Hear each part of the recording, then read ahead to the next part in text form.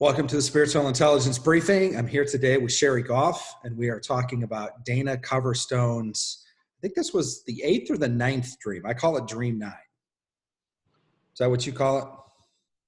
I thought it was the 8th, but I don't have it written down, so I don't know. I call it the Conestoga Wagon dream. That's what I call it. The Conestoga Wagon dream. This dream is interesting, clearly not literal, because it has vehicles in it that we used in like the early 1800s and the late 1700s that we don't use today. A lot of symbolism, a lot of stuff. We're going to have to kind of hit the high points. We're not going to have to go, there's a lot of depth in it, but there's a lot of stuff, a lot of ground that we have to cover. So what we want to do first is we want to start with the dream and jump right in and get through this as quickly as possible. So I'm going to pull up the, excuse my coughing. I am drinking water with apple cider vinegar. So hopefully that'll be a little bit better for us here. All right, I'm going to show you the dream while I read it so people can follow along here. So here we go. A dream received by Dana Coverstone on August 17th, 2020. The dream. On Monday morning, August 17th, I dreamt, make that a little bit bigger for us.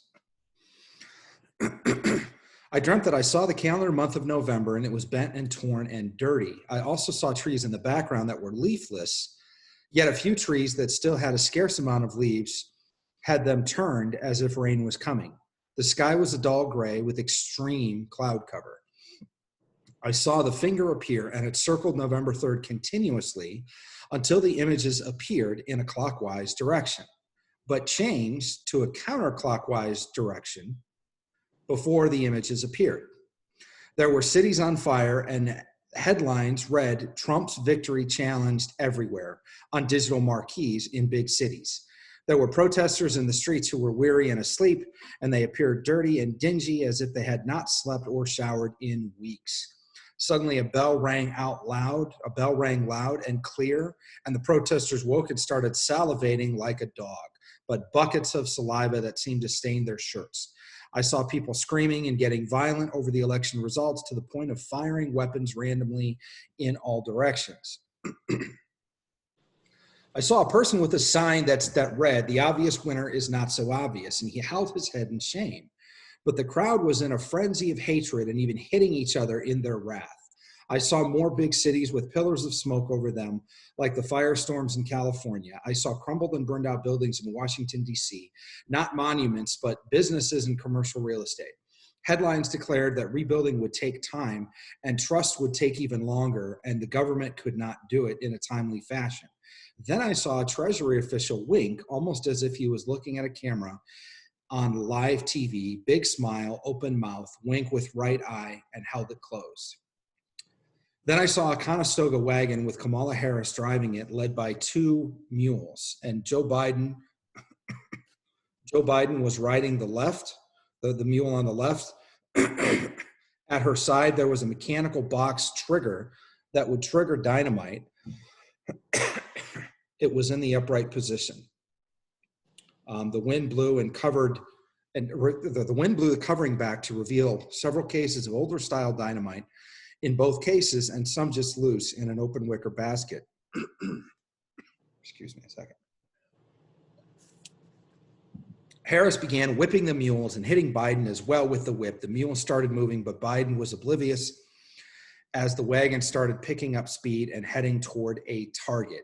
Hillary Clinton was standing behind President Trump, who was on his knees, and she held a Roman gladius knife to the left side of his neck.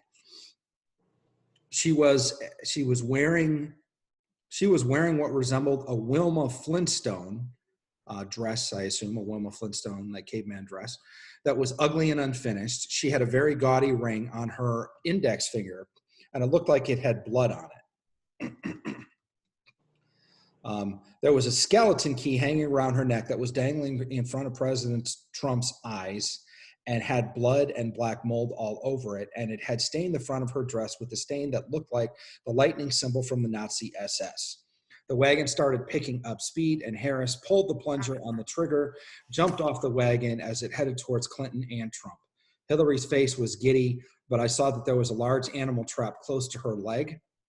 Trump grabbed the key hanging in front of him and pulled it down, then struck Hillary's face with his fist as it came down. She dropped the knife and stepped into the trap, and the president ran off quickly. I heard 3 handgun shots and watched 3 Secret Service agents in suits jump in front of all 3 bullets to shield the president as he got into the beast and was taken away to safety. The Secret Service agents surrounded the car with muskets and no sunglasses on. Hillary tried to pull her leg out but could not, and the wagon struck her, and there was a great explosion which damaged buildings and a big hole. It also threw the carcasses of the mules on top of the building rubble where the smoke was coming off them like they had been grilled. Biden was lying face down in the middle of the street with wheel tracks over him, and a vulture was sitting on his head. Harris was crying in disbelief, and her tears looked like they were the size of quarters. And I saw the church with the separation line and no middle ground left, as sides had to have been taken. There was fire on the altar in churches around the nation, and fire moved on the heads of people who had been praying, and above the heads of people in the church. I saw the actual question mark above them, and they appeared very confused by what they were seeing in the world and in the church. I heard a voice saying, "Those who refuse to get ready will be wanting in the end, so brace yourself and tell others that I have warned them to brace themselves, for they are about to see even more shocking things." Interesting. Wow. Yes. Such an interesting dream. In fact, when you asked me about it the first time, you said, have you worked on that dream? And I had worked on it, and I gave up because there was so much symbolism. It was just overwhelming to me. But doing it together, and then just seeking the Lord more, it was interesting seeing what came out of this dream. I liked at the beginning of it where it talked about the cloud. Well, first of all, it talks about the cloud cover and the rain and all this kind of stuff. That's just saying that there's a storm brewing, right? And then it goes to this clock that's going the right direction, and there's images about to appear, but they don't actually appear until the clock starts going counterclockwise. And my thinking on this was, we're looking at history to see the plans of the enemy and what he wants to do.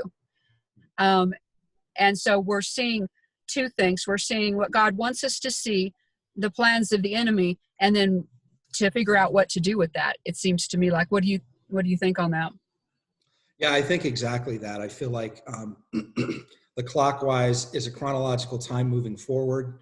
The counterclockwise around a date, or like hands on a clock, would represent going back in time.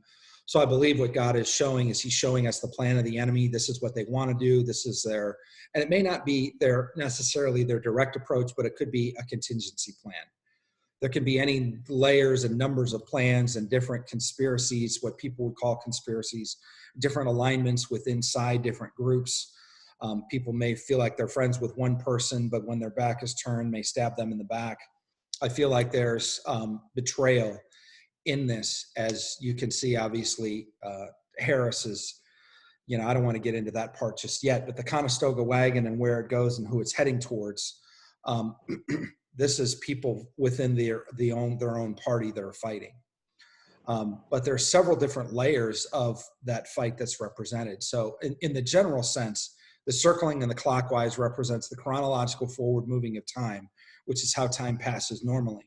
But then the undoing is, I believe, the undoing of the future plans of the enemy. Yes. Yeah. One of the things the Lord brought to my mind as I was just praying about this dream is this idea in Ezekiel 8 where the Lord lifted him up by the hair, and then he showed him the inner corruption in the temple with the leaders and with the priest. He shows what's behind the walls, what's hidden, their sin and their corruption. And so I feel like for me, that was the key to this dream was the Lord showing me that, hey, I'm going to show you what's going on behind the scenes. Yeah. Yeah, I think it's really good. And I think one of the first big kind of revelations of that is what I call the Pavlov's dogs protesters, which are the protesters, obviously, that are laying in the streets, and they're worn out and they're exhausted and they're tired, but all of a sudden a bell rings. And when the bell rings, they get up almost kind of involuntary like zombies, but they're salivating at the mouth, which reminds us, of course, of Pavlov's dogs. And it's the whole concept of there's a group of people that are investors, or not investors, but they're protesters that are that are there at the behest of certain leaders in certain areas, that when they want to make a point or when something happens that they don't like, then they send out the troops to, burn cities down and create havoc and loot and riot and everything else. And obviously, even in the midst of where we're at the election right now, there's at least half the country has voted in one way and they feel unjustified in their vote. And yet there's none of that happening. There's no protesting. There's no people dying, cities burning, anything. Well, I think about when you say Pavlov's conditioning, for people who don't know what that is, the salivating, the bell ringing, it's a conditioning to respond to something that's not necessarily there.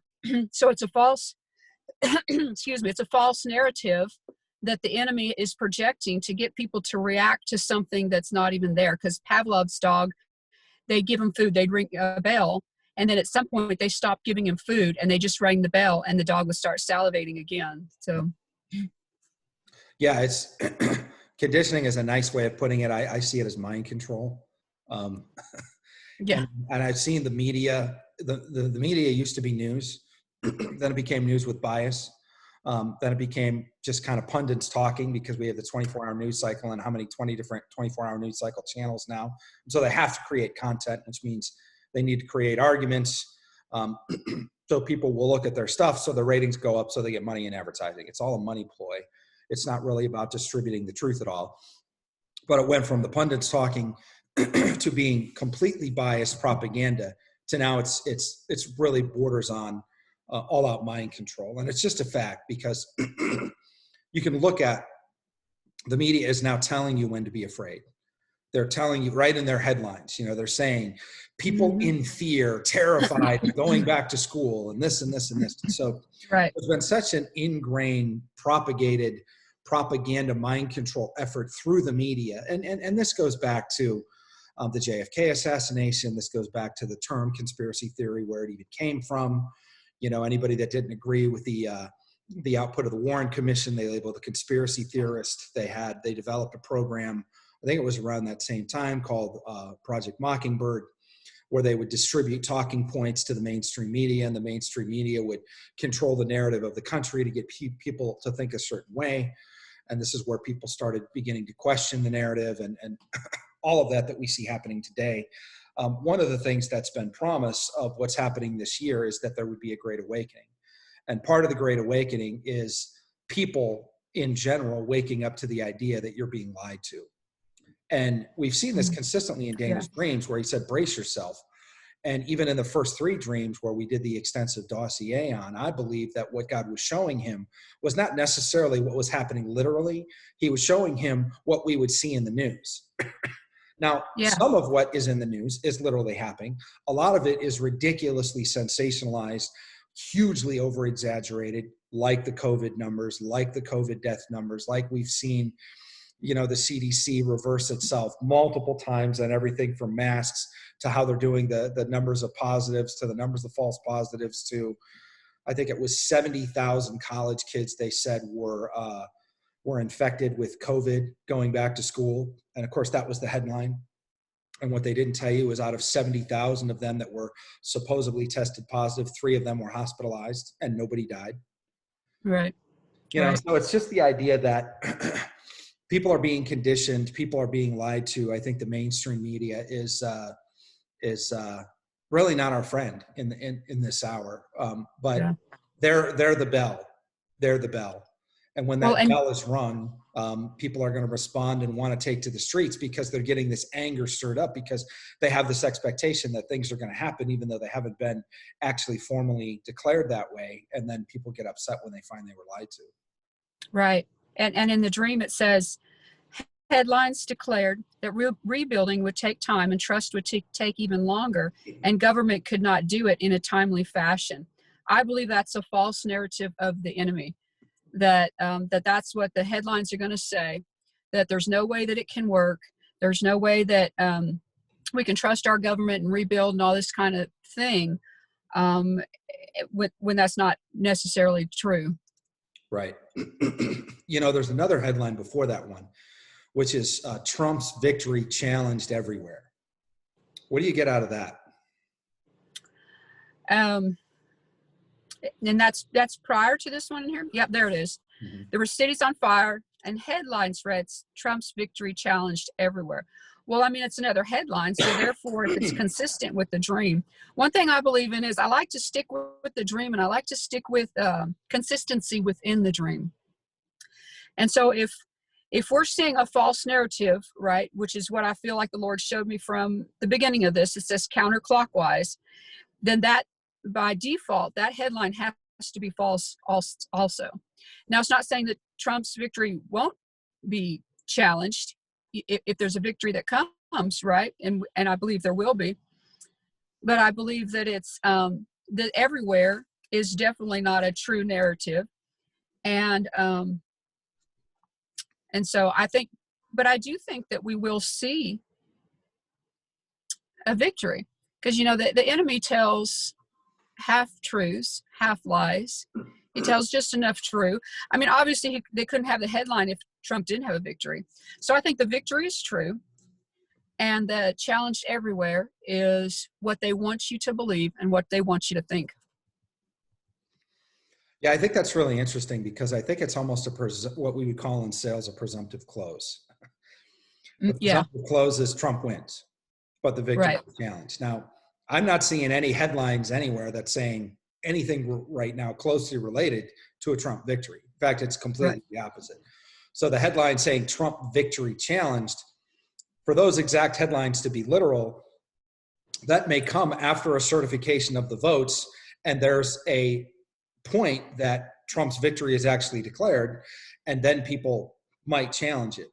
But considering that, obviously this is going to the Supreme Court, I think it's going to be challenged. And I think the only way at this point that Trump could have a victory declared at all is if there's something in a challenge that he poses to the President-elect Biden, in quotes, status, which is not true at all. It's just a mainstream media narrative that they're pushing to basically get people to give up and accept the results that the mainstream media wants. It's not even close to being accurate. It's what they project. And it's kind of hard to project that when you have lawsuits in, I think we're up to 5 states now, that could completely and easily swing the election. And there is 100% widespread evidence of widespread election fraud. Like it's funny, because if you watch the narrative closely, they consistently say several things, really get into watching the language in the media. One thing that they've said all along, as Trump has said, mail-in ballots are bad, is they've said there's no widespread evidence of fraud. You don't need widespread evidence, widespread fraud to swing an election. You only need fraud in a couple of key states. So 5 out of 50 states is not widespread technically. So the other thing they say is no evidence. There was no evidence of Russia collusion. We found that after 3.5 years. You certainly don't need no evidence at the beginning to start an investigation. Again, another false narrative in the media.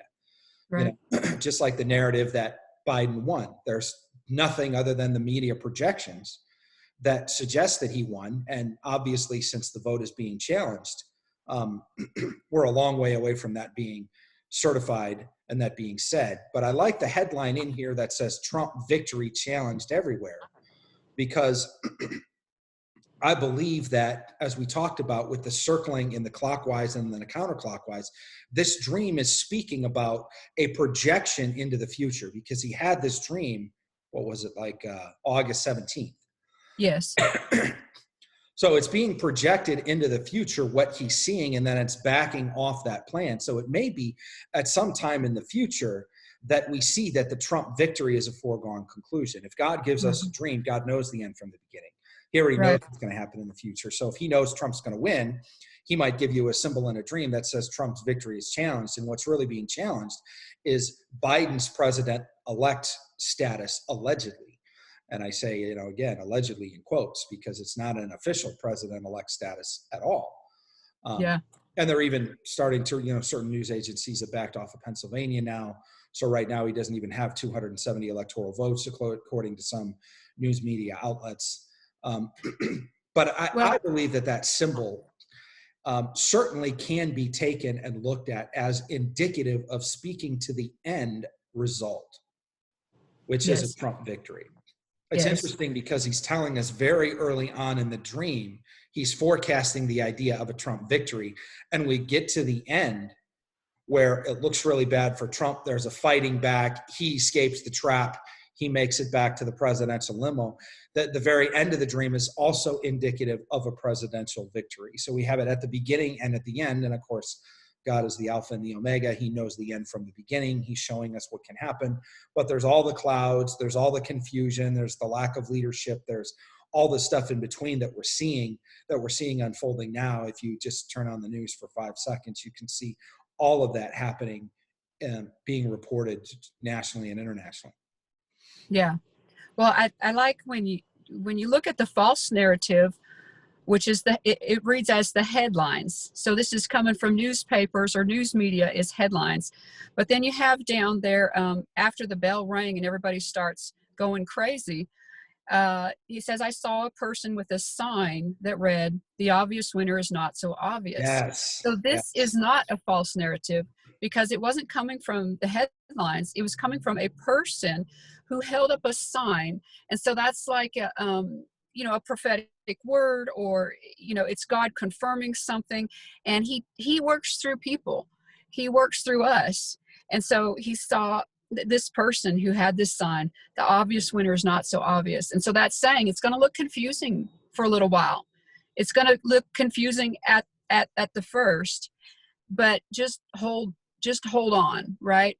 And this person, whether this person is, I don't know that this person is necessarily even a prophetic type person, right? Because they hold their head in shame. So it's not a prophetic person, because a prophetic person proclaims the word and is glad when it happens. Yeah. Right. But this is a person that's not glad that it happens. They're in shame. And so that shows an element of vindication, that God will vindicate. And therefore, the one who did wrong has shame.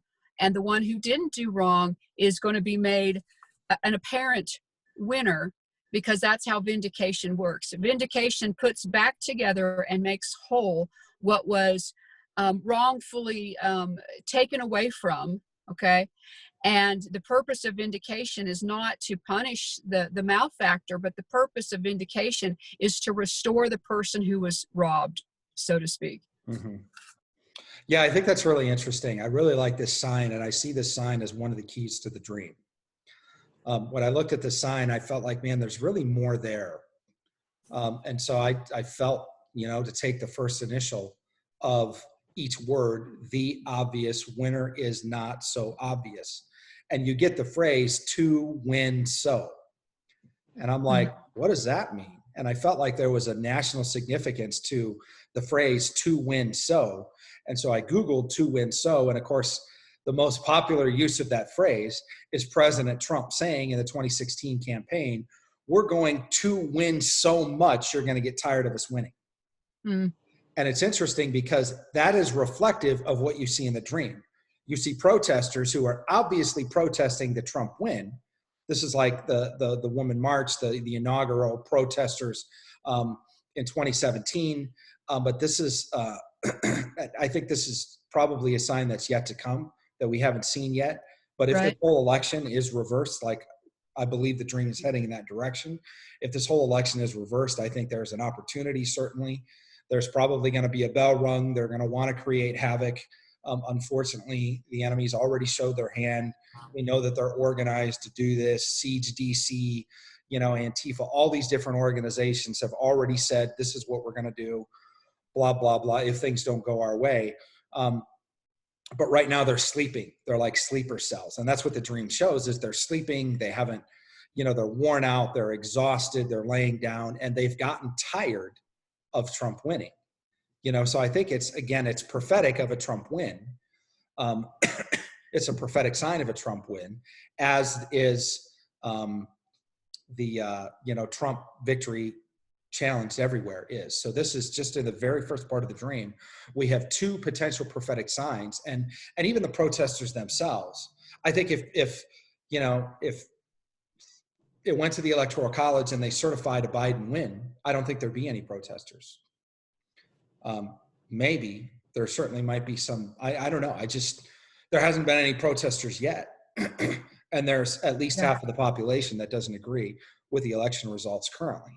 But I think, that's such a good point, because obviously for someone to be activated like a salivating dog and then start getting violent and crazy, that's not the spirit of God, right?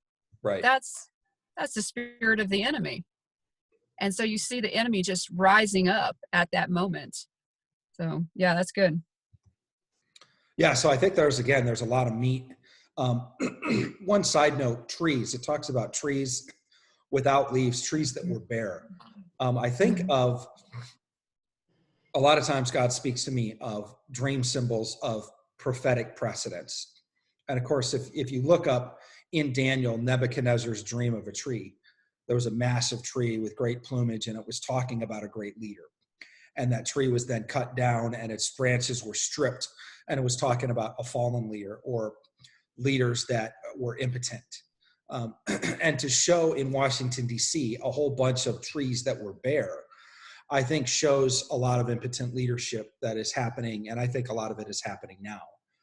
I think there's a lot of people that probably could sound off on law and order, justice, a proper election, that kind of haven't said anything, probably because it's controversial. I don't want to get into their motives of why they haven't. But there's a lot of people I feel like that need to be standing up now saying we need an election process the American people can have full faith and confidence in, and we don't have that currently. And we should be fighting with everything that we have to ensure that that process is happening. And I don't see a lot of leaders saying that on any side of the aisle. I see a lot of leaders kind of sitting back to see what happens. Yeah. And a lot of leaders are already, including former Republican presidents, are already hedging their bets that the media is true in their false declaration of a president-elect Biden. And I think these are leaders that are being stripped bare. They're impotent in public discourse right now. And honestly, I believe that there's a price to pay for impotent leadership, especially during times of trouble. I also see this in the church. There's people that have declared things prophetically that now they're backing off on. And if there was ever a time that we needed leaders to stand up and to project not only confidence, but encouragement to people that are praying and believing the word of the Lord for a different result, it's now. And if leaders are backing off, I think in a sense, you relegate your role as a leader in a critical hour in American history. Oh, I agree with that. I think that's just spot on. I like with this leafless, with your example of this leafless, it says a few trees still had a scarce amount of leaves and had them turning as if rain was coming. And so you see very few people who are actually standing and saying, you know what it appears to be is not necessarily what it's going to be. I'm in total agreement with you there. My husband has made a comment to me about how put off he is by Republican leaders who are now saying, oh, the president just needs to give it up and let them have it. And just conceding with this. And that's the wrong course of action. And I feel like with the Lord kind of showed me with where it talked about the bell rang loud and clear. What the Lord brought to my mind was for whom the bell tolls. And so I looked that up because I didn't know what that was. It's a book by Hemingway, and it's talking about civil war in Spain, and so it was real interesting to see the parallel of what's trying to happen in our nation now, but in the end, it turns out good. Okay. And just to kind of give you a real quick idea, it's kind of this idea of seeing it from the enemy's perspective versus seeing it from God's perspective. Like with Jesus on the cross, the enemy was like victorious, he thought.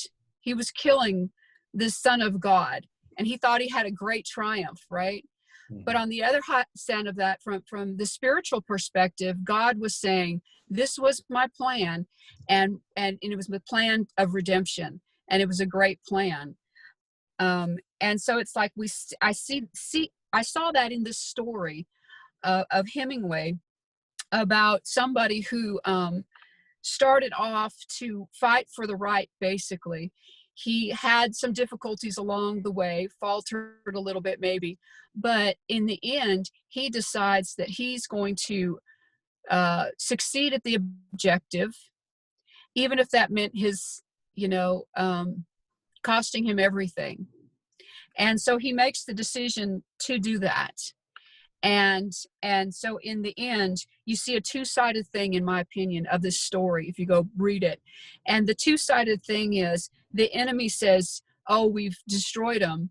But God says, no, he's died to the flesh, which means he's fully 100% going with God at the conclusion of this. And so I love this, this whole idea of this, what's the enemy saying versus what God is saying, because they look like it's the same sentence, but it depends on if you're looking at it spiritually or if you're looking at it in a worldly way. Yeah, that's really good. For whom the bell tolls, of course, is a reference to a church bell tolling at a funeral. It means death, Yeah. And for a death to be kind of an announcement of death, in at least a figure of death in the eyes of certain people, like if there was a loss of a presumptive candidate, and then that becomes a certified result and that's announced, that's what wakes the protesters up, is this agitation that something that they believed in, an idea that they believed had life, is now declared dead, and they get frustrated and they get upset and they start shooting guns in all directions and they turn on each other and start attacking each other. And I do think that if there are protests that happen upon a reversal of the media's declaration, it's not even a reversal because, again, the results haven't been certified. It's the reversal of a lie. But upon the reversal of a lie, I think people are going to be frustrated with the people that lied to them. And that hasn't been the government. It's been the media. And yeah. I even go back to, during the Black Lives Matter protest, there was a group of protesters that broke into CNN. They broke the huge glass window.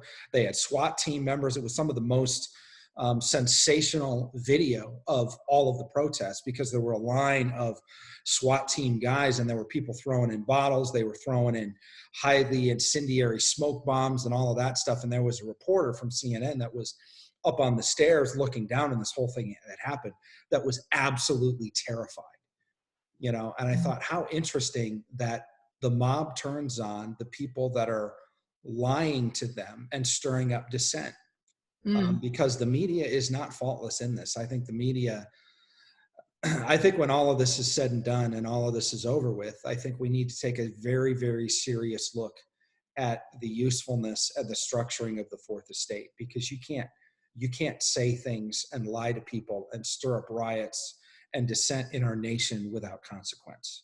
That's good. You can't do it. And I think, I know that a lot of people in power are reticent to put laws in place to restrict the freedom of the press. Freedom comes with a level of responsibility, and there's been absolutely zero responsibility taken on behalf of the media in this day and age. And the blatant, avid censorship of things like the Biden laptop and critical information like Facebook, Twitter, they're in an all-out campaign to get people out there to vote. Why do they want to get all the numbers to vote? Because half the people that are going to vote aren't going to vote for their person. but I think they wanted to juice up the numbers because I think that there was something to do with what we're seeing unraveling in the election fraud that's happening now. Is it's easier to see a shift in swing states if there's more voters, but they're pumping every single time you say vote or Trump or Biden in a post. Facebook puts right underneath it, are you registered to vote? Here's your result. Like 50 times in one scroll in 1 minute, you'll see that they're just hammering voting down your throat. Yet these are the same people that are censoring information that we need to make a proper decision, like corruption in the Biden family, and things like that they're completely censoring. So I think that, again, the Pavlov's dogs and the protesters thing is gonna, it's something that is gonna be dealt with. And I think it's gonna be dealt with very quickly. And I think that leads to the whole Treasury Secretary wink. When the money shifts in a particular direction, it's like follow the money. When the money shifts in a particular direction, things change, and things change quick. Yeah. And so I think that that's going to be almost a judgment on the lying mainstream media that is falsifying election wins, that is falsifying and supporting transparency, the idea of transparency in our elections. And well, that's interesting, because when I thought about the Treasury official guy winking, what came to me was hoodwinked. We're being hoodwinked, and so that's good. That's good. Well, the next part of the dream goes into the Conestoga Wagon with Kamala Harris driving it. And for those of you that don't know, did you look up the Conestoga Wagon? I did. It was really interesting. It originated in Pennsylvania, and it was made to carry heavy loads of goods to help build America originally, but it couldn't go very far because it was so heavy and wasn't good for that. I thought it interesting in the dream. There was Biden was on, a mule, and then you had Harris driving it.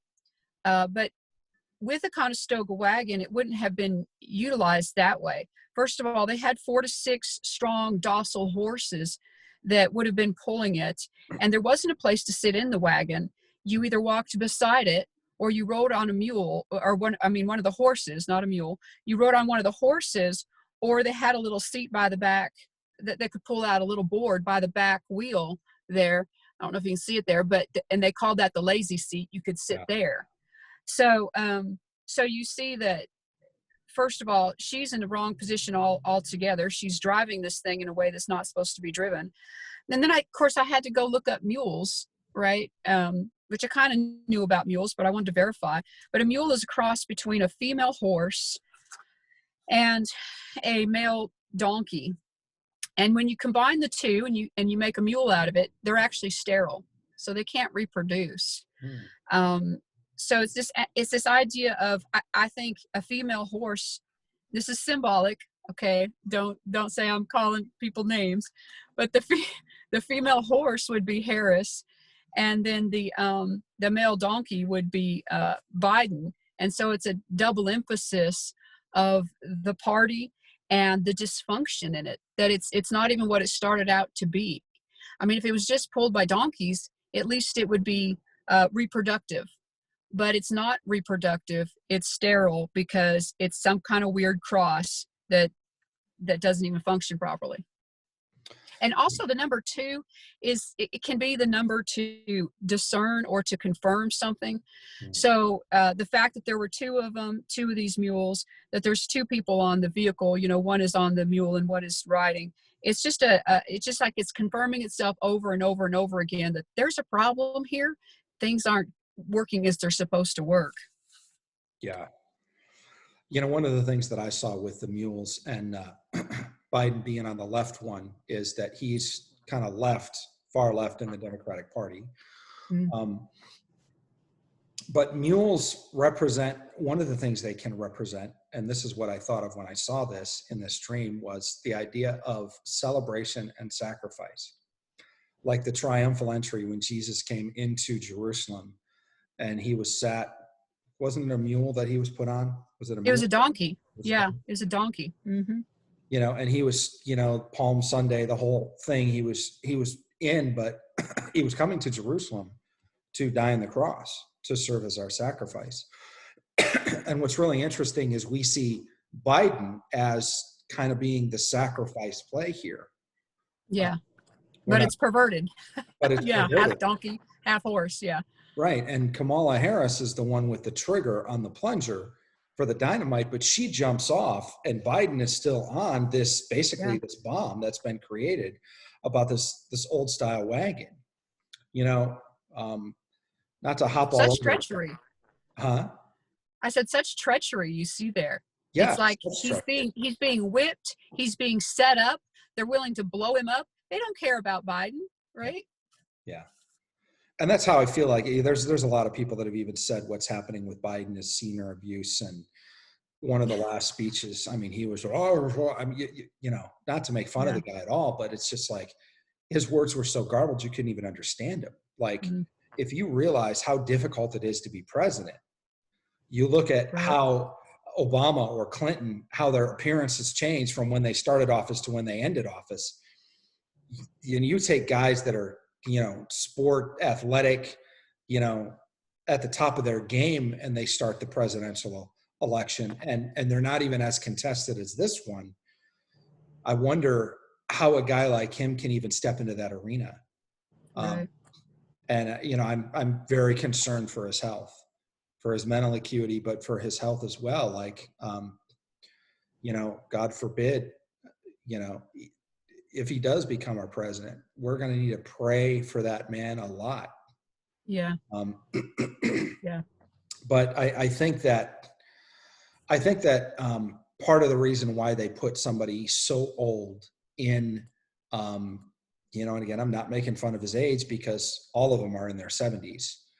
You know, Trump is, I don't know, what is Trump, 74, 76 right now, I don't know. like that. He was born in 42, so 78, I guess. Yeah. So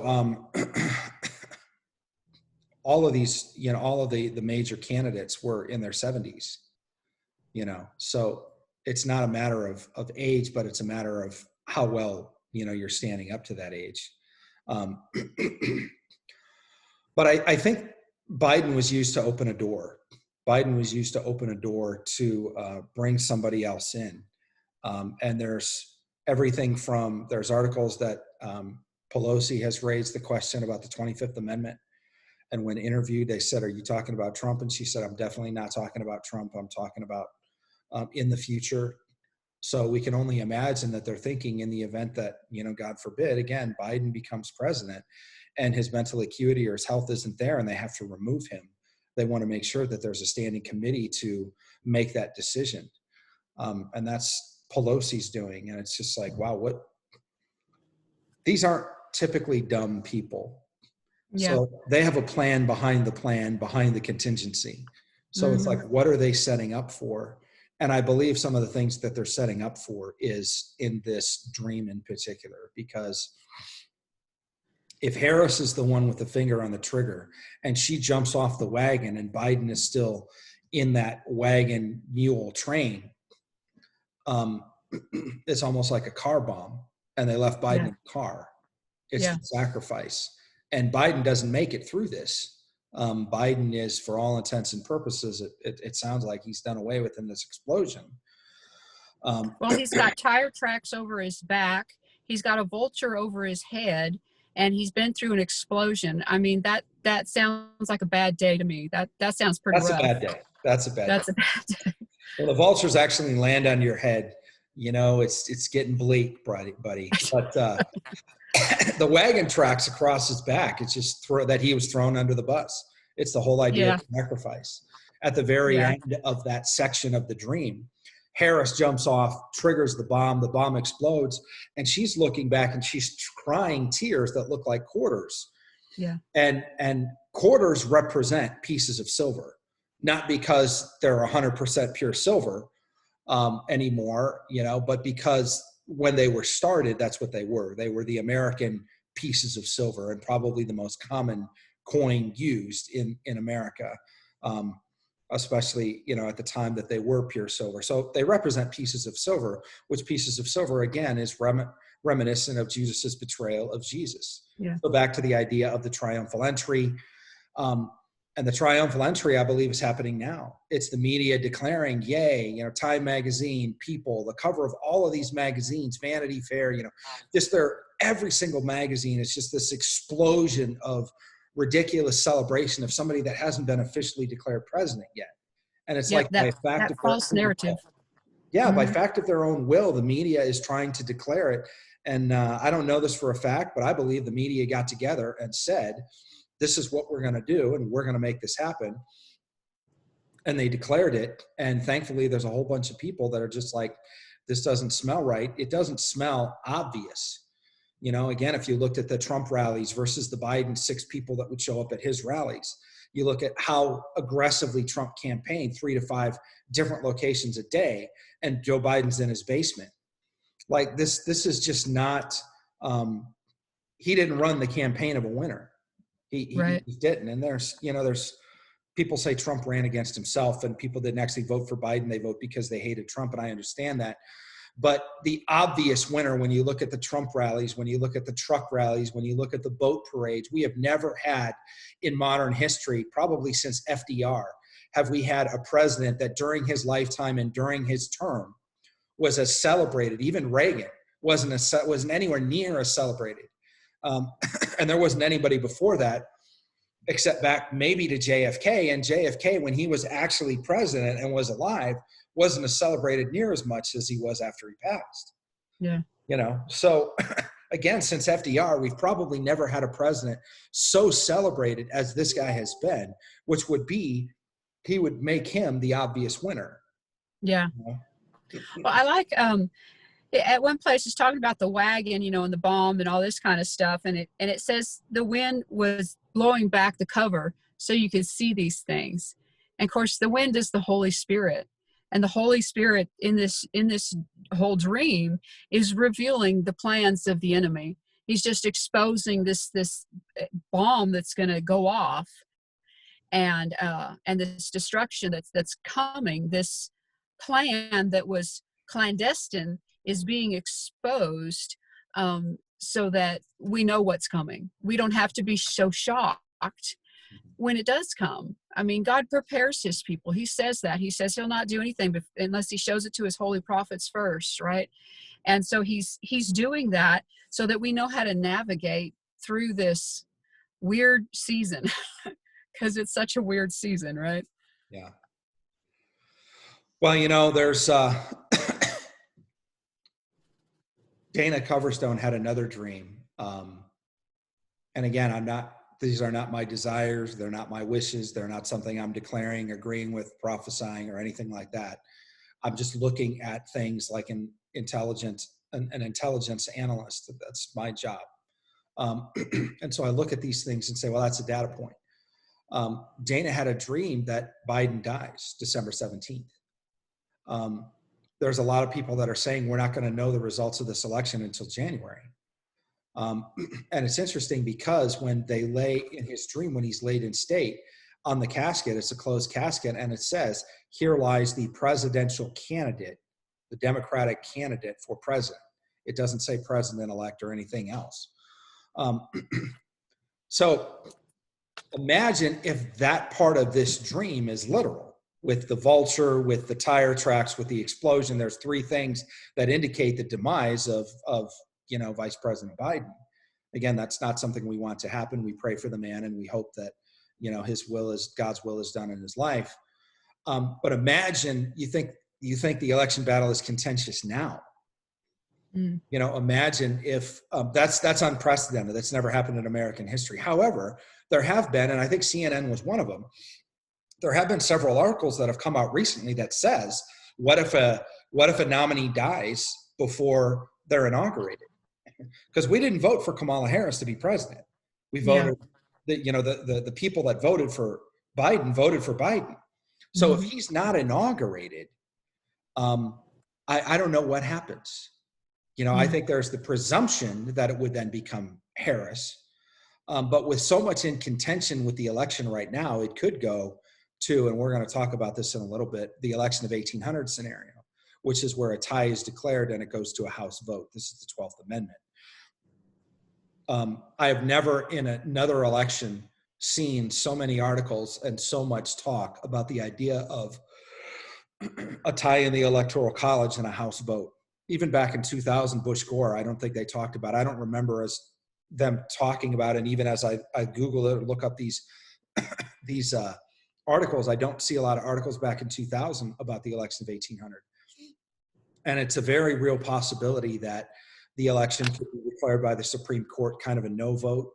And then it goes to, or it can't be decided. Or there's a tie in the Electoral College, which is 269 to 269. That could very well be in play right now. If you take away Pennsylvania from Biden, then he only has 259. So, if Trump gets some of the other ones, but then Michigan or Wisconsin, I think both of those are like 10. I think Georgia's like 15 electoral votes. But if one of those states with 10 electoral colleges then goes to Biden, then we could end up in a dead heat, in a tie. Now, the Constitution says that the president is declared by a majority of the Electoral College, which means you have to win over 50%. So if nobody wins over 50% of the Electoral College, it goes to the House of Representatives. So I think that's really interesting. But the idea that something even more challenging for the country than going through a massive, widespread voter fraud case taken to the Supreme Court, as we're seeing right now, would be the death of one of the clearly beloved candidates, because he's beloved by a great amount of people in this country. If you look at how close the vote is and how polarized the country is, I think there's half of the country that really, really loves and is for Vice President Biden. And to have the death of a candidate in the middle of such a bitterly and hotly contested election, wow, that would be something, as is well shown in Dana's dreams, that we need to brace ourselves for. Because the fallout from that, I think, could just cause a lot of hurt, a lot of bitterness, a lot of confusion. And we would definitely need some strong leadership to lead us through how we navigate that while we're in the midst of sorting out a contentious election and, allegations of voter fraud. Yeah. Well, I like to look at things, and that's an incredible scenario. To see something like that happen, but we're in peculiar times. So, there's no telling what can happen and how that will go. And looking at it just from a spiritual perspective, and I always say that spiritually, the spiritual will reflect the natural and vice versa. So you can look at something spiritually and it can still play out naturally, or it can just play out spiritually. But looking at from the day that they announced that he won it until that date of December 17th is 40 days. And 40 is the number for being tried and tested. They were 40 years in the wilderness.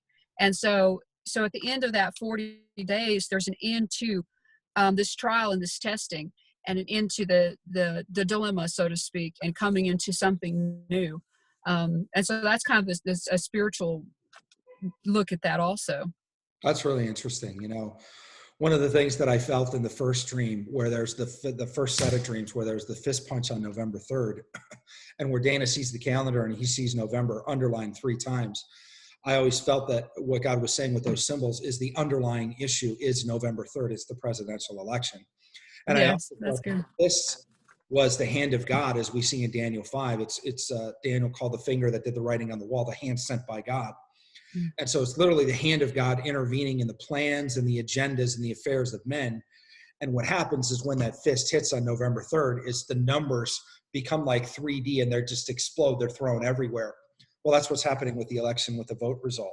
We're seeing another dimension to these numbers, as we're seeing computer glitches and sworn testimony. I think there were 50 witnesses in just one county, and I think Wayne County in Michigan, saying that they weren't allowed access to view the mail-in votes, and it's just all of this corruption that is being exposed, that is not transparency in our election process.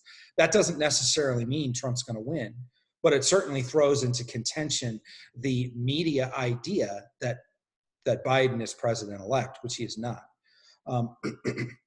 Again, we don't wish any harm on former Vice President Biden or his family or anything like that. But what we do is we don't wish harm on the country either. And what we need is Right. a fair electoral process, and we need a president to have the full faith and confidence of the American people and to be duly elected.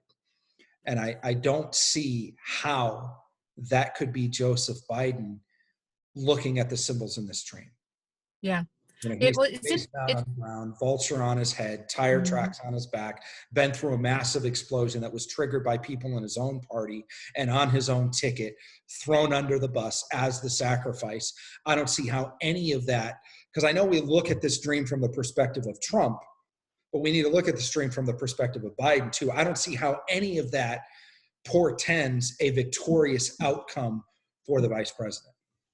Right. Right. Do you want to continue on with Hillary, or do we want to take this up another time? No, I think we should blaze through. Let's blaze through then. Okay. Whenever I've seen videos, people have been like, "Where's part 2? You left us." Oh yeah. So yep.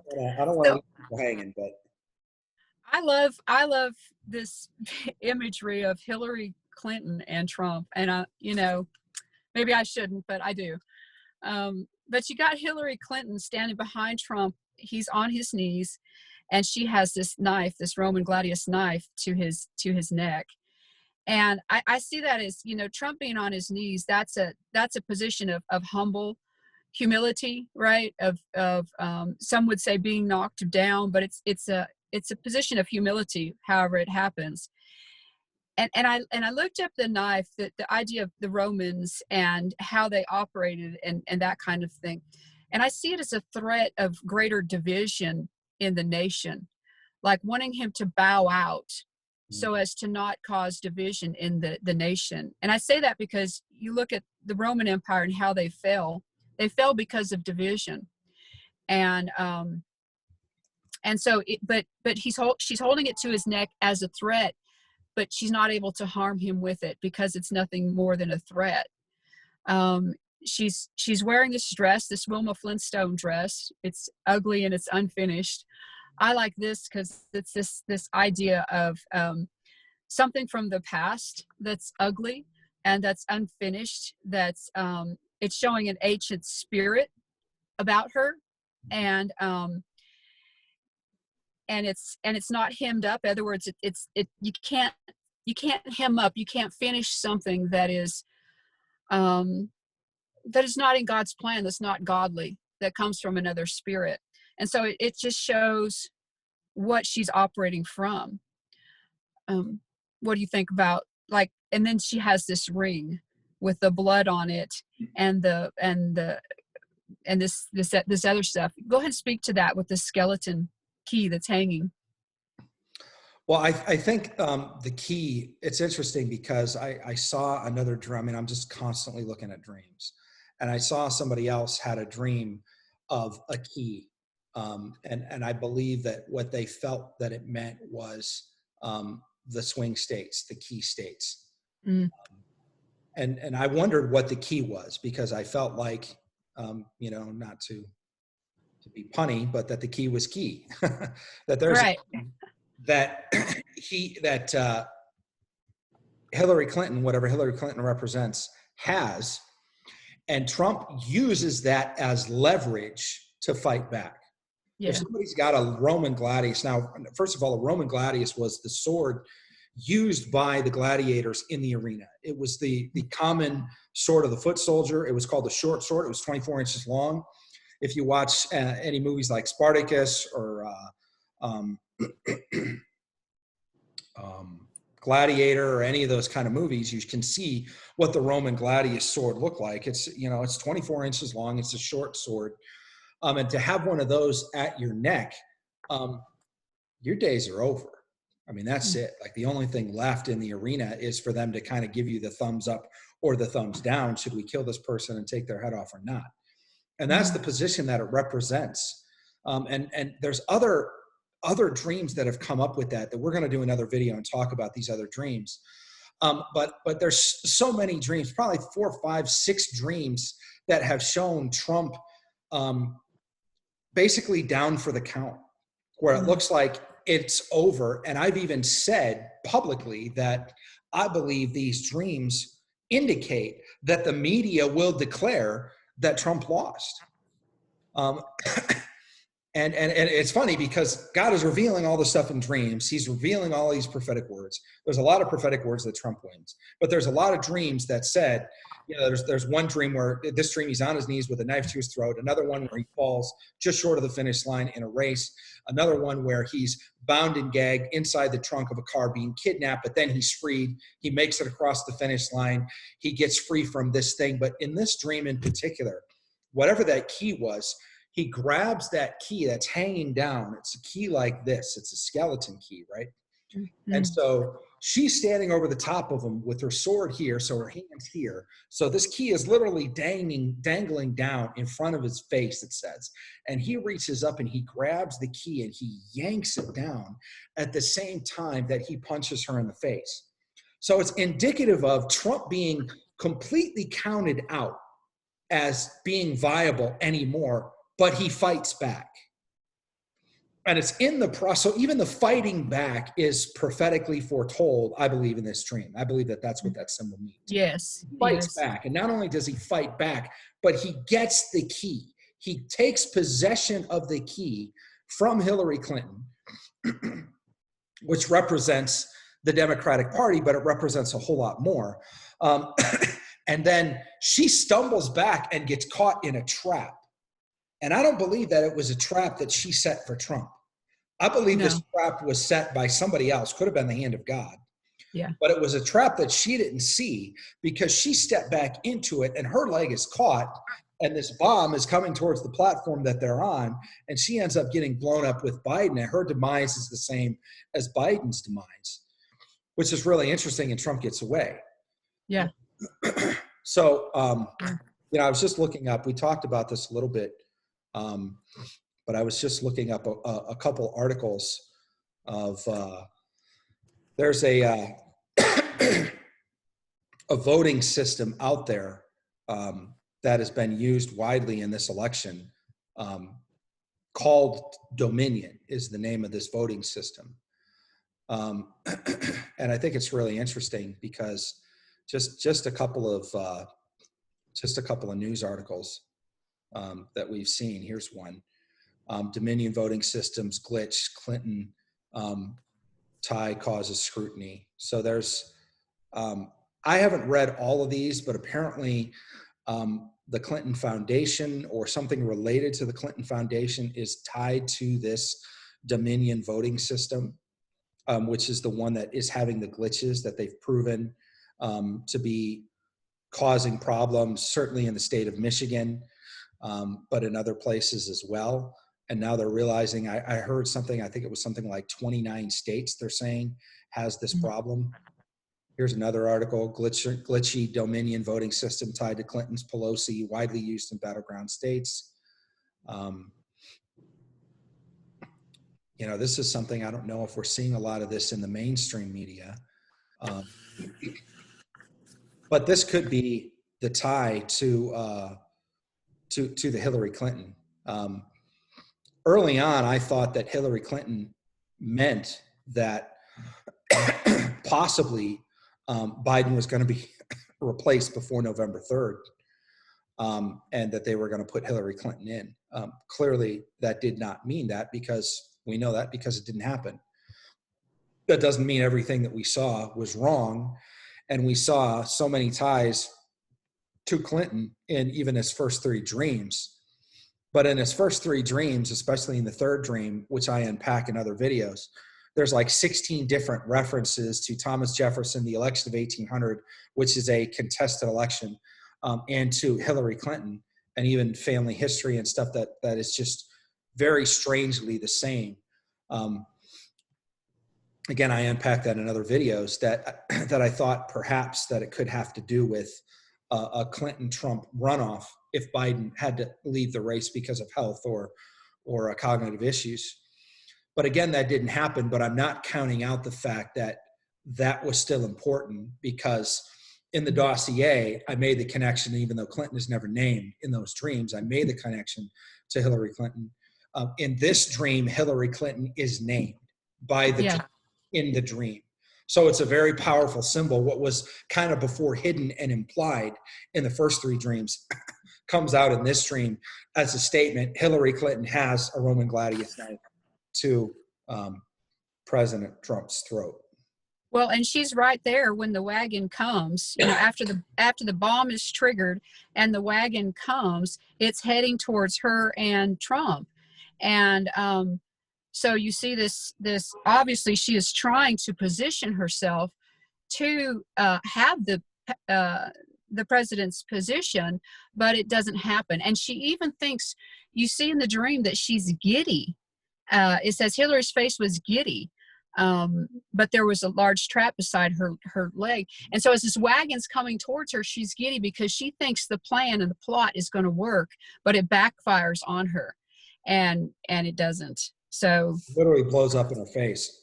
Yeah. And I'm thinking if the Dominion voting systems is the key, which is the key that ties all of the battleground of the swing states together and is at the very center of this election fraud allegations that are being brought to the Supreme Court. And Trump leverages that key to fight back. Wow, that's really interesting. Yeah. Another thing is around her neck, and it's laid on her. She has a Wilma Flintstone dress on. It's funny because I've seen other interpreters that are like, who's this designer Wilma Flintstone? And I'm like, no, guys, go watch the Flintstones. Like, she had a caveman dress that was made of animals. That's what they mean.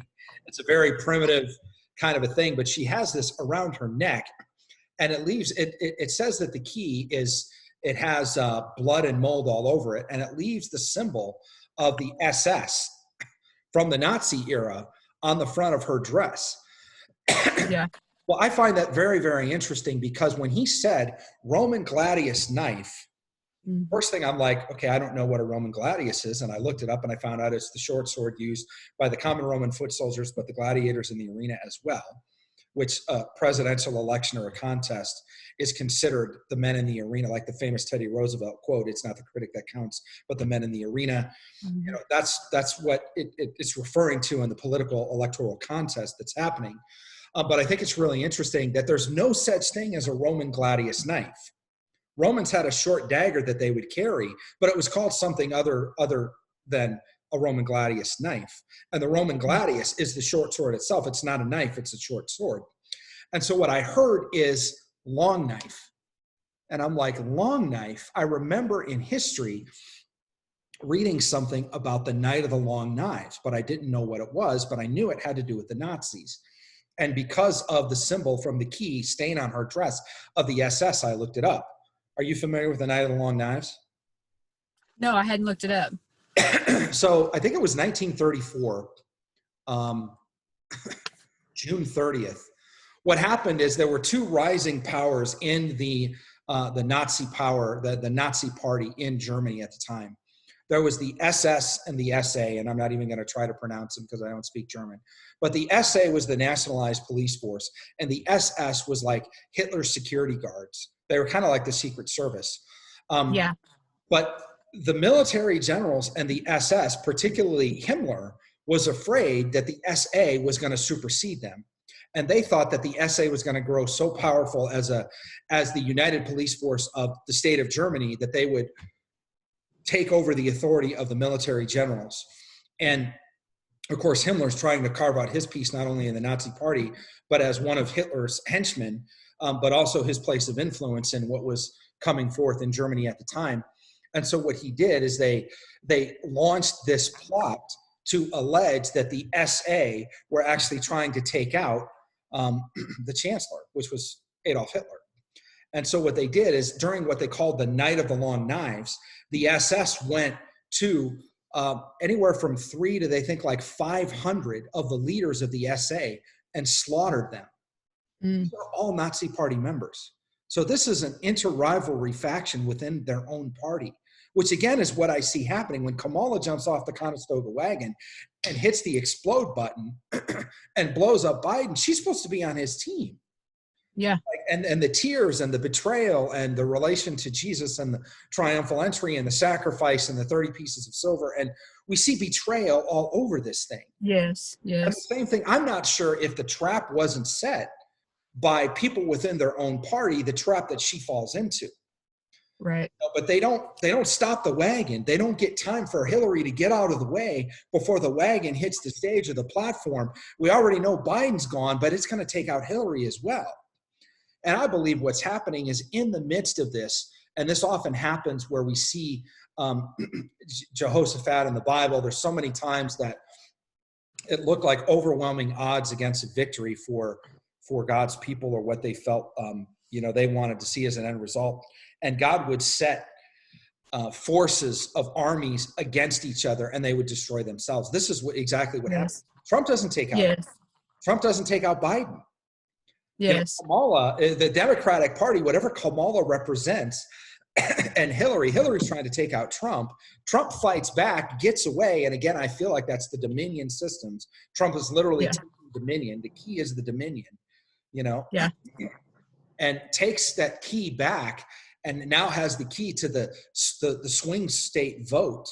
And it provides the key to win the election, and he gets away to safety. Hillary's caught in the trap with this approaching doom, this bomb headed towards her in the form of a Conestoga wagon. Kamala Harris jumps off, and it's Biden and Hillary that are blown up, and the carnage is left with these mules and this big hole in the buildings, and then there's Biden face down with a vulture on his head and tire tracks, and we don't even know what happened to Hillary. Hillary's not really mentioned in the follow-on carnage. Well, and I love this. It's this whole history repeats itself, right? And the Bible says that there's nothing new under the sun. It just keeps happening, over and over again. And I think about, with the Flintstone dress, right? The Flintstone song says, like a page right out of history, right? We'll have a yabba dabba do time, right? Wow. So it is a page right out of history. And I love the last part of the stream. This is my favorite part. I'm not, I've talked to you, John, about, I'm not, the political stuff kind of blows my mind a little bit. I like this part because it talks to the church. This is my favorite. And it says, and I saw the church with a separation line and no middle ground left, as sides had to have been taken. We've seen that with the election. We see Christians fighting, saying, how can you vote for somebody just based on the abortion policy? I mean, if you can't choose for life, then, and they're so divided even in the church about these things, but there has to be division in order to have purity, because you can't have, the Bible says that, it talks about fighting, even parents against children and stuff. It says you have to take a stand. You can't compromise with the world and expect to make heaven and expect to be in right standing with God. And so he brings a line in the sand and he says, there's a division to be made here. And so the ultimate purpose of all this, it's God doesn't care about who our president is. He cares about the heart of individuals. He wants to see people saved.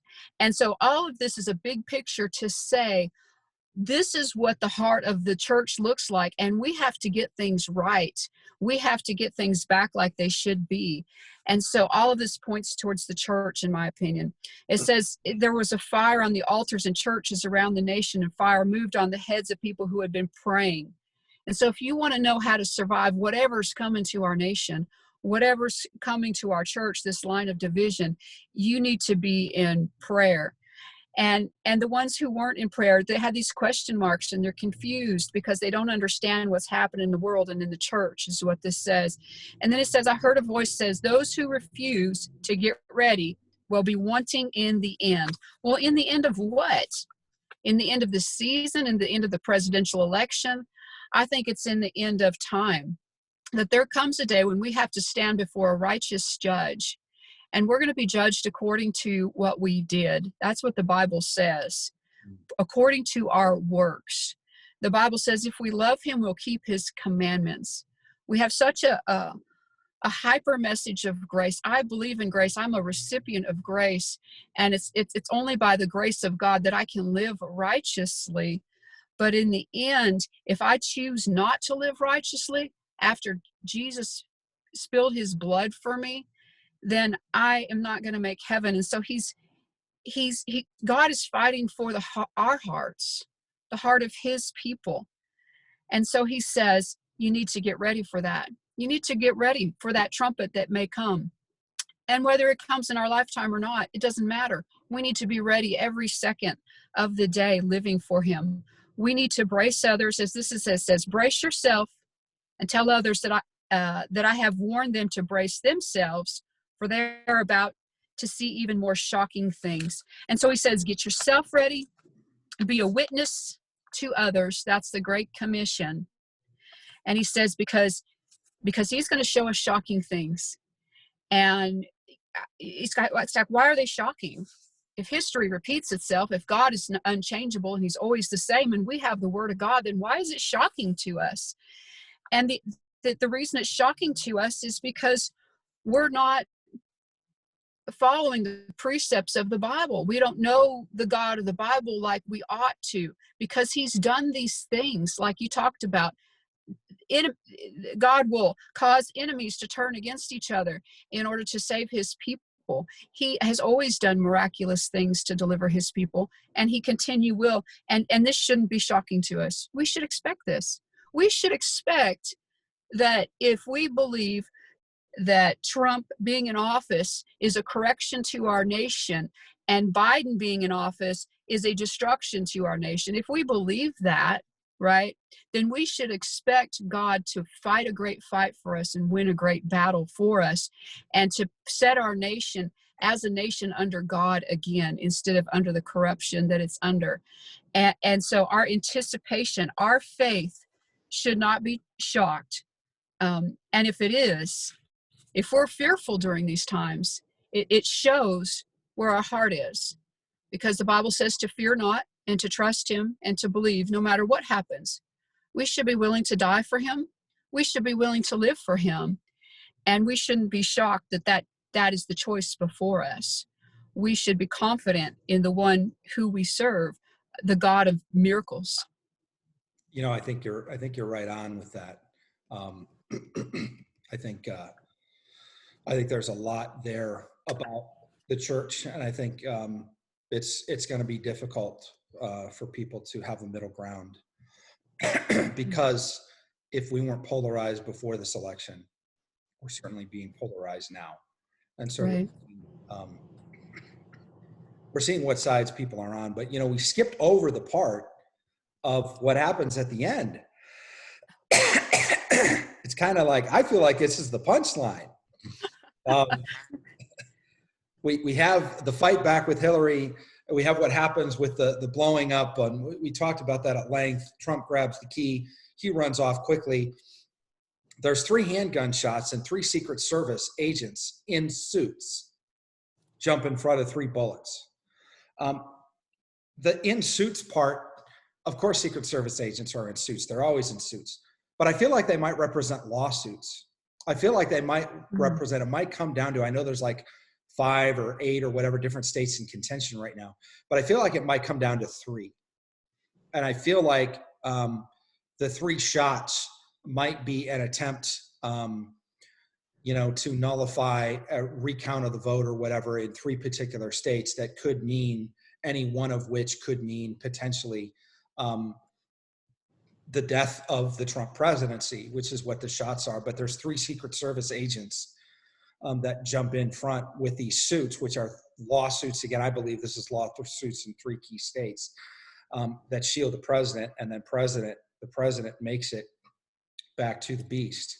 The beast is an interesting symbol. The beast, of course, represents the beast represents the presidential limo, which is the office of the president. Which is the office of the president. Here's one picture. It's interesting in this picture because there's a Secret Service agent with no glasses on, And that's what they saw in this video was, or I'm sorry, in this movie was no sunglasses. But yeah, I think it's super interesting that,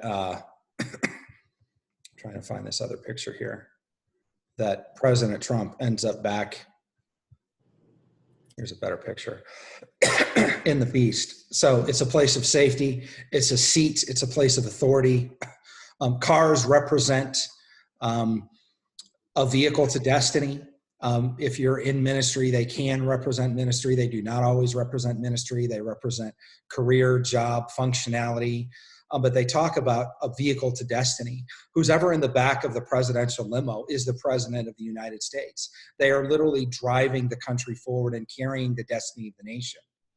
You know, and I think that this is, it's a great symbol for people that are believing and prophets that are hearing that Trump is going to be reelected to a second term, because that's what I believe this means. It's not that Trump just gets away unscathed, which would mean there's no personal effects on him, but the battle that he's in, that they're talking about, is not just it's not about his personal safety. It's about the Trump presidency. And again, the media has all but declared the Trump presidency completely dead. They're already talking about his lame duck time of his first term. And they've completely written the obituary and posted it already. It's already happened as far as the media is concerned. But again, something else that's really interesting is, here's another article that we see. Nancy Pelosi prepares for House of Representatives vote to elect the president. In the event that it's declared a tie, the vote will go to the House of Representatives. And this happened in another presidential election that was actually quite a long time ago. It was 220 years ago. And it was the controversial election of 1800, which was John Adams versus Thomas Jefferson. This is the symbol that we saw in the third dream of Dana Coverstone, was that there was going to be an election of 1800 scenario and that it wasn't going to succeed. Again, I believe the election of 1800 scenario is a contingency that the left has, that we want to create confusion. It's why COVID, it's why the mail-in ballots, it's why all these things happened this year, was because in the event that things don't turn out the way that have been planned, then what happens is it goes to the House of Representatives. Now, it's not a straight vote in the House of Representatives, by the way. What happens is there has to be a majority in the Electoral College, which would be 270 votes. If it's 269 to 269, or for some reason the vote is thrown out and it's declared a misvote, or I don't know what the legalities of that would be, but I've seen articles about it, then it could go to the House of Representatives to decide what the result of the election will be. And if so, this is something that we foresaw, but we also foresaw kind of the result of that in his third dream. You know, here again, here's how the House could decide the presidential election, and its Democratic majority wouldn't matter. What they do is, because of the election of 1800, they implemented the 12th Amendment. If the 12th Amendment is enacted in this particular case, what happens is each state gets one vote, and they vote along party lines. And so if you go to the state of California with however many House of Representatives, I don't even know how many representatives they have in the state of California, but if the vast majority of them are Democratic, then they vote together, obviously because of their Democratic majority. That one vote for the state of California is one vote for the Democratic ticket, which would be Joe Biden and Kamala Harris. Right now, they estimate that the Republicans hold a majority in their representatives in 30 states. So if this goes to a House vote, again, it's not a popular vote of each representative is one vote. It's each state delegation gets one vote. And all of the analysis that have looked at this says that it would be a clear Republican majority. Even before it was looked at, before this election, it was, I think, 26 to 24. But I think we've even widened that because we picked up some seats in the House, that right now it would be like 30 to 19. Now that vote won't happen until after the new Congress is installed. So it's not the old Congress that votes on it. So it would be after January. I think it's after January 6th they seat the new Congress, and with those representatives, they vote. Now we're getting close to the inauguration, January 20th at that point. But it's just real interesting that that's what could happen, and it would ensure the safety of the presidency from the presidential standpoint. There's also another symbol. I'm sorry. There's also there's a book out that I read for interpreting Dana's third dream. And it was this book. It's called The Magnificent Catastrophe, the Tumultuous Election of 1800, the first presidential campaign. And obviously the first two terms were George Washington, and George Washington, I mean, everybody voted for Washington. He was pretty much basically ran unopposed.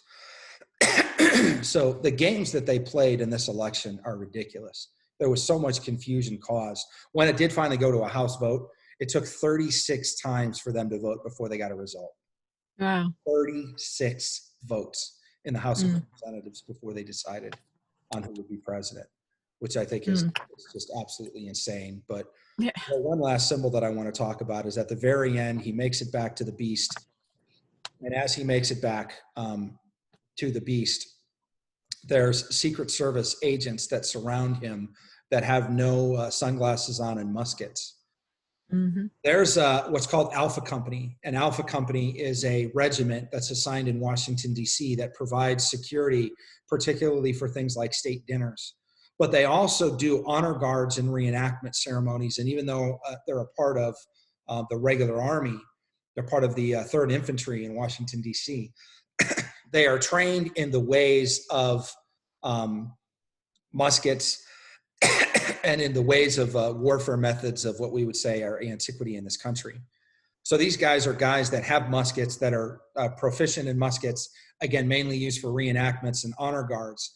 But I think the Alpha Company is also called George Washington's Secret Service, because its history goes back to the days of George Washington, and they were the guys that protected the president then and kept him safe, which I believe that is yet another symbol of this victory that I believe the symbols in the dream are telling, that if the dream plays out like we're reading it and like we're seeing, that it's a Trump victory, that not only is it a Trump victory, but it's a return back to some traditional founding fathers' values, which is morality in this country, and a different level of just a different level of kind of founding fathers' original tenets of the Constitution and things, lines that a lot of us feel have been moved in recent administrations, that would be even more so than it has been already under the first President Trump administration. I had written down for the musket shots that they're like words like history lessons. They're an answer to the attack. Is this idea of attacking it with history, again, repeating itself and taking lessons from it, and a return to a basic fundamental thing. So yeah, that's amazing.